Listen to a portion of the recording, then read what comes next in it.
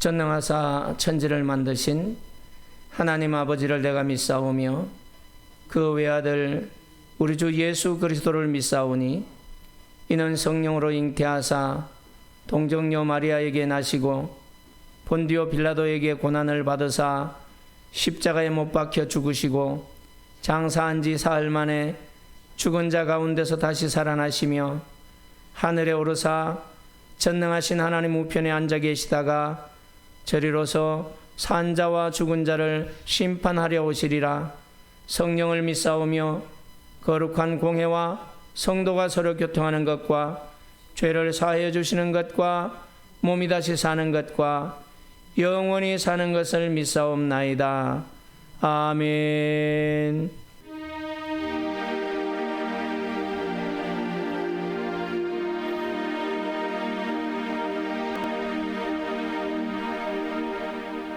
하나님의 말씀은 요한복음 8장 12절 말씀입니다. 예수께서 또 말씀하여 이르시되 나는 세상의 빛이니 나를 따르는 자는 어둠에 다니지 아니하고 생명의 빛을 얻으리라. 아멘. 사랑의 하나님, 오늘 이 시간에도 주의 말씀을 청종케 하심을 감사합니다. 전하는 자와 듣는 자가 다 하나님의 은혜를 누릴 수 있도록 은총 베풀어 주시옵소서. 예수님의 이름으로 기도하옵나이다. 아멘. 오늘 우리가 함께 나눌 말씀은 요한복음 8장 12절 말씀인데 예수님께서 이렇게 말씀하셨어요. 함께 읽어봅시다. 예수께서 또 말씀하여 이르시되 나는 세상의 빛이니 나를 따르는 자는 어둠에 다니지 아니하고 생명의 빛을 얻으리라. 아멘. 우리 삶에는 밝은 빛이 필요한 순간들이 많이 있습니다. 특별히 우리가 어둠 속에 있을 때, 길을 잃고 헤맬 때, 혹은 마음이 지치고 불안할 때 한 줄기 빛은 우리에게 엄청난 위로가 되고 또 용기를 가져다주는 힘이 됩니다. 오늘 이 하나님이 주신 말씀을 통해서 예수님께서 선포하신 세상의 빛이 우리 삶에 어떤 의미가 있으며 우리가 어떻게 그 빛 가운데 거하며 살아갈 수 있을지 오늘 말씀을 통하여 살펴보겠습니다. 먼저 어둠 속 세상에 오신 유일한 빛 되신 예수님을 오늘 성경은 우리에게 말씀합니다. 예수님은 나는 세상의 빛이니 이렇게 선언하셨어요. 이건 자기 선언이에요. 예수님이 어떤 분이신지를 알려주는 겁니다. 구약의 출애굽할 때 보면 하나님이 모세에게 너희 백성들을 이제 애굽에서 이끌어서 가나안 땅으로 데리고 가라 이러니까 그 사람들이 야, 너 도대체 네가 얘기하는 하나님이 누구냐? 이렇게 물어요. 하나님이 누구예요 도대체? 이러니까 나는 스스로 있는 자다 이렇게 가르쳐줬어요. 스스로 있는 자다.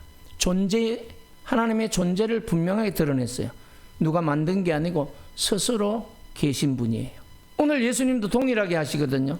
나는 세상의 빛이다 이래요. 그러면 이 예수님하고 하나님은 동일하다는 거예요. 그 하나님이 이 세상에 오셨다는 것을 자기 선언을 통하여 말씀하는 겁니다. 7가지 선언을 했는데 오늘 이 세상의 빛이라는 이 선언은 두 번째 선언이에요. 첫 번째는 나는 생명의 떡이다 이렇게 했잖아요. 두 번째 생명의 빛이다. 오늘 두 번째 거예요. 이게. 당시 유대 사회는 그 로마의 정치적 압제와 형식화된 종교생활 속에서 영적으로 혼란이 가득했고 어둠에 휩싸여 있었던 그런 시대였어요. 사람들은 진정한 희망을 잃어버리고 방향도 잃어버렸어요. 방황하고 살았어요.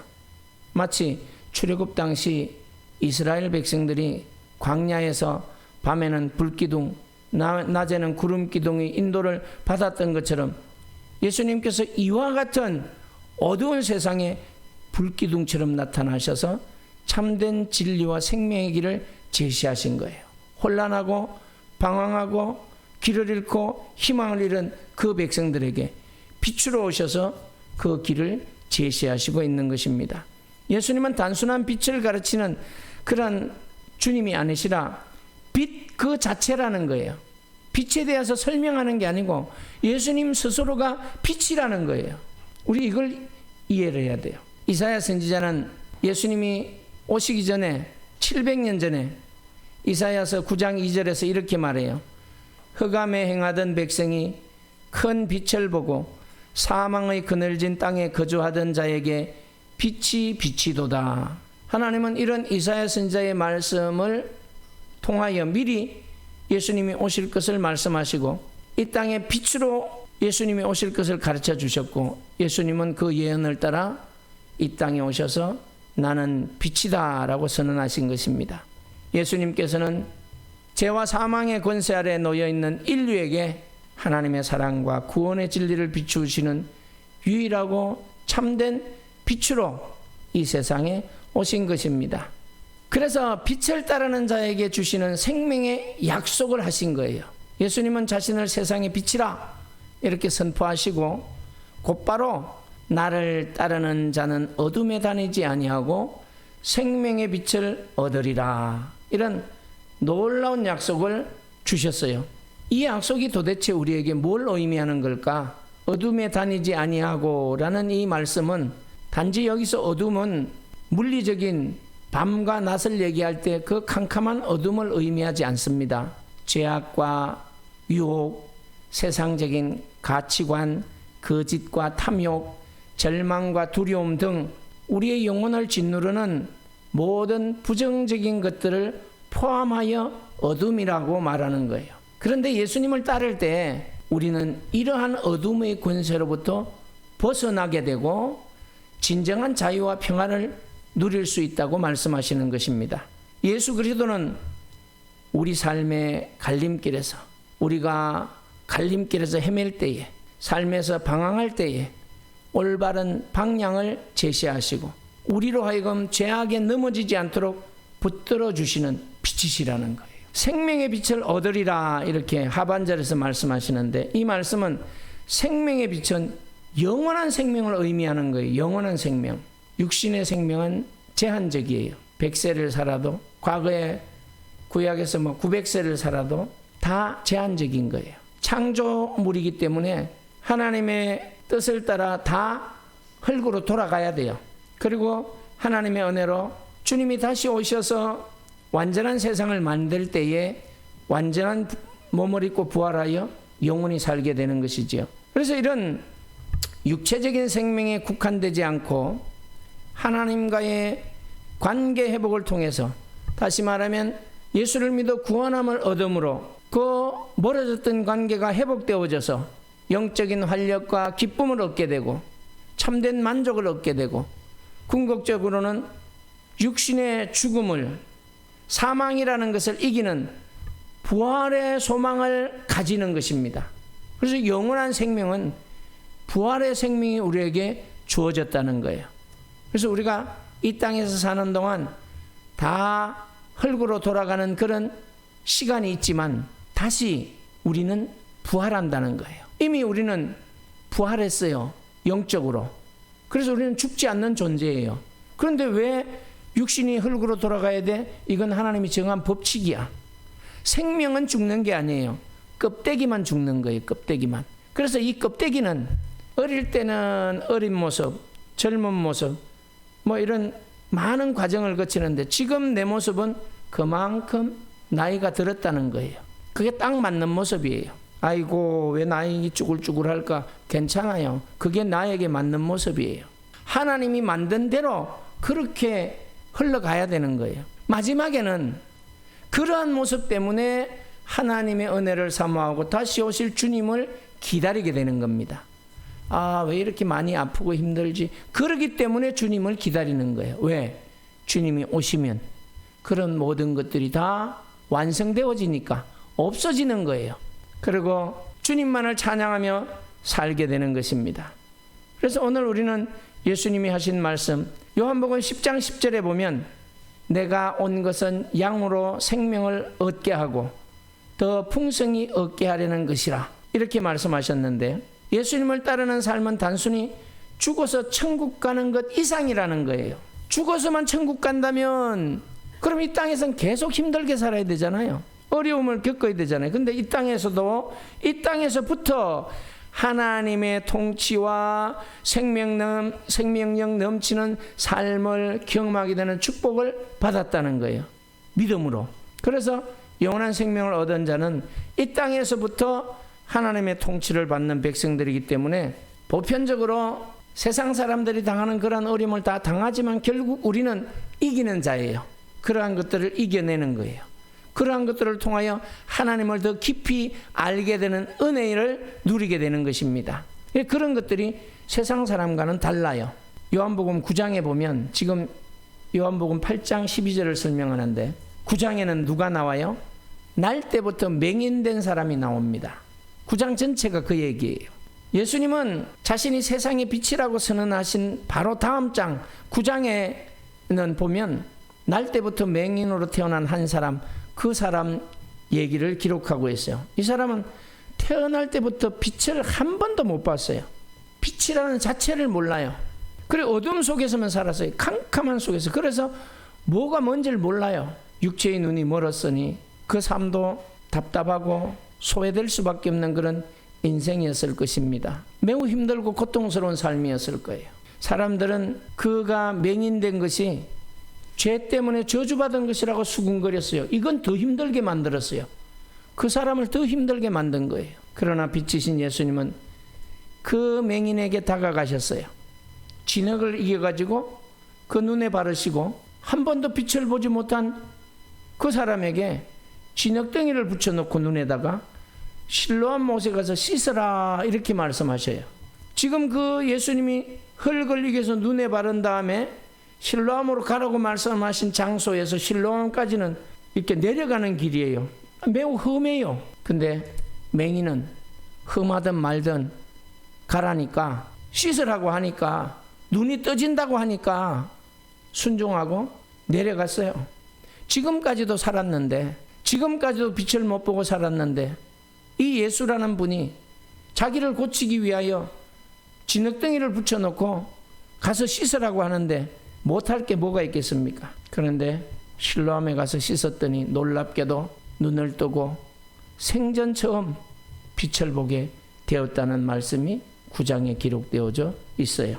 그 사람은 육체적인 눈만 뜬 것이 아니라 예수님이 하나님의 아들이심을 고백하는 영적인 눈까지 뜨는 참된 구원을 경험하였다는 말씀을 우리는 9장을 통하여 볼 수가 있습니다. 이 말씀은 단지 기적적인 치유 사건이 아닙니다. 우리 모두가 죄로 인하여 영적으로 어두워져 있을 때 그 상황이 어떤 상황인지를 상징적으로 보여주는 거예요. 캄캄함이죠. 빛이라는 것을 도무지 볼 수 없는 그런 상황임을 보여주었어요. 우리는 세상의 유혹과 거짓된 가치 속에서 헤매이고 참된 진리를 보지 못했습니다. 그러나 빛으로 오신 예수님을 만나서 예수님을 따를 때 우리는 영적인 눈을 떠서 하나님을 알아보고 참된 생명의 길을 깨닫게 된 것입니다. 은혜예요. 축복이에요. 예수님이야말로 우리의 육체와 영혼의 모든 어둠을 밝히시는 유일한 빛이라고 오늘 성경은 가르쳐 줍니다. 예수 외에 다른 빛이 없어요. 오늘 사랑하는 성도 여러분, 우리는 요한복음 8장 12절을 통해서 예수님이 누구이신지를 알았습니다. 예수님을 따르는 삶이 얼마나 복된 것인지를 깨달았습니다. 우리의 일상 가운데서도 수많은 어둠이 존재합니다. 때로는 직장 생활에서 또 가정에서 찾아오는 스트레스와 갈등, 또 재정적인 어려움, 사람과의 관계의 문제, 질병과 불안, 이런 수많은 것들이 우리를 어둠 속에 가두려고 하는 거예요. 그 자체가 어둠이에요. 우리를 꼼짝 못하게 하는 어둠이에요. 세상은 끊임없이 거짓된 빛으로 우리를 유혹합니다. 그러나 오직 예수님만은 참되고 영원한 빛이시고 우리를 살리시기 위하여 우리를 이끌어 가시는 주님이십니다.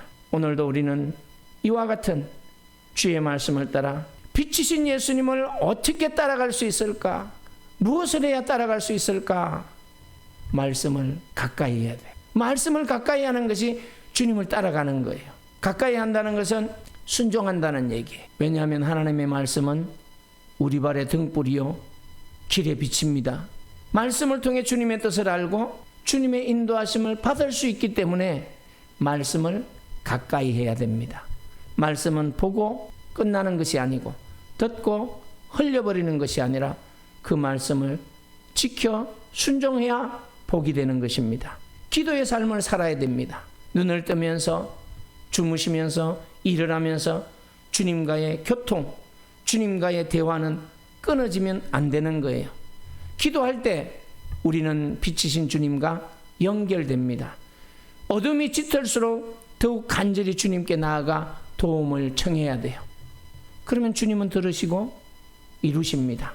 어둠은 물러가고 빛이신 주님의 도우심으로 빛 가운데서 바른 길을 걸어가게 되는 것입니다. 세 번째는 삶으로 그 빛을 드러내야 돼요. 우리는 예수님을 따르는 제자입니다. 세상의 빛으로 부름을 받았습니다. 마태복음 5장 14절에서 분명히 세상의 빛이다 이렇게 말했어요. 그래서 우리로 하여금 빛과 소금의 사명을 감당하라고 말했습니다. 그래서 우리는 언행과 삶을 통해 말과 행동을 통해 예수님의 사랑과 진리를 세상에 비추는 작은 빛들이 되었다는 거예요. 그 빛이 어두워지면 안 되지요. 빛이 가려워지지 않도록, 빛이 빛을 잃지 않도록 삶을 통하여 드러내야 돼요. 드러내면 드러낼수록 밝은 빛이 비치게 되는 것입니다. 등도 닦지 않으면 그 밝은 등이 어두워져요. 닦으면 밝아지죠. 터널 안에 등불들도 수시로 닦아줘요. 밝으라고. 닦지 않으면 어두워집니다. 우리도 날마다 행동하지 않으면 빛이 어두워져요. 행동해야 주님이 주신 빛이 세상에 비칠 수 있도록 밝게 되는 것을 우리는 기억해야 됩니다. 예수님을 따르는 삶은 결코 쉬운 일이 아닐 수 있습니다. 그렇지만 빛이신 주님께서 항상 우리와 함께 하십니다. 어떠한 어둠 속에서도 우리를 결코 홀로 두지 않으십니다. 그렇기 때문에 우리는 주님과 멍에를 메고 함께 있으면 주님을 따라가는 삶이 어려운 삶이 아니에요. 쉬운 삶이에요. 예수님은 우리를 생명의 길로 인도하시고 참된 평강과 기쁨으로 채워주시는 것입니다. 오늘 다시 한번 우리는 나는 세상의 빛이니 나를 따르는 자는 어둠에 다니지 아니하고 생명의 빛을 얻으리라고 말씀하신 이 예수님의 말씀을 우리의 가슴에 새겨야 돼요. 이 마음판에 새겨야 됩니다. 우리 삶의 모든 순간 어둠이 몰려올 때마다 이 말씀하신 빛이신 예수님을 바라보며 예수님을 의지해야 됩니다. 그러면 주님 안에서 주님의 능력으로 그 모든 어려움을 이겨내고 참된 평강과 기쁨을 맛보게 됩니다. 주님 안에서 참된 생명의 빛을 누리시고 더 나아가 그 빛을 세상에 전하는 복된 삶을 살아가는 저와 여러분들이 되시기를 예수님의 이름으로 축복합니다.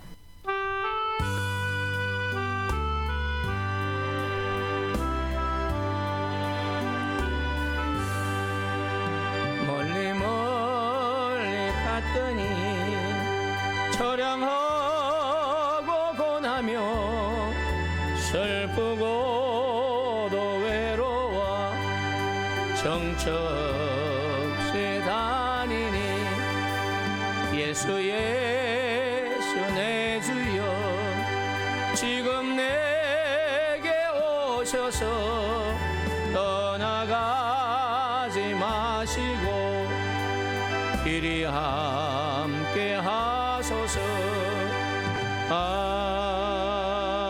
아멘.